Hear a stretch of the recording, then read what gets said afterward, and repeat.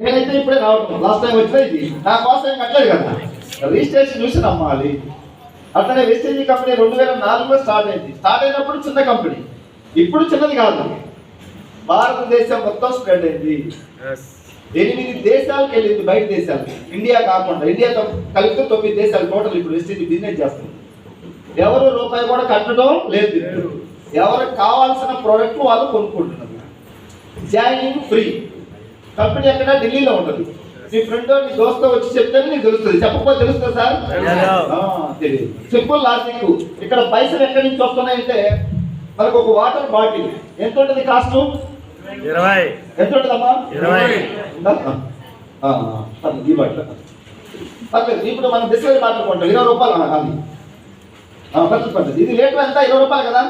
మాట్లాడాలా? 20నా? 5 బాటిల్ కొంటే 100 ఇవ్వాలి. 80కో 90కి ఇవ్వమంటే ఇస్తారా? ఇది తయారు దగ్గర 20 రూపాయలు ఉంటుందా? 5 రూపీస్. 5 రూపీస్ ఇంటూ 5 బాటిల్స్ అంటే 25 రూపాయలు తయారవుతుంది.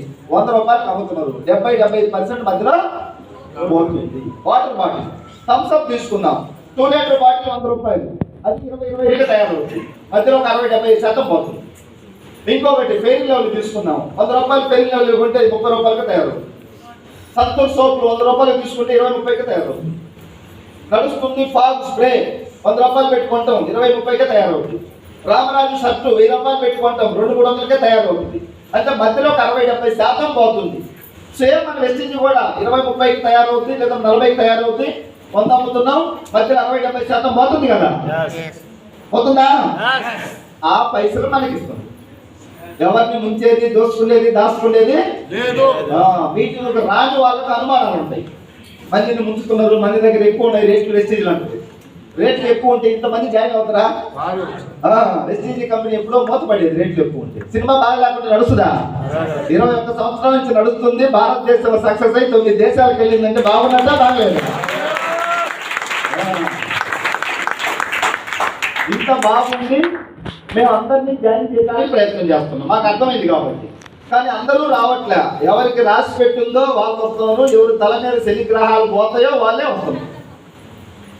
నేను 2017లో ఒక మీటింగ్ వచ్చి కనెక్ట్ అయినా.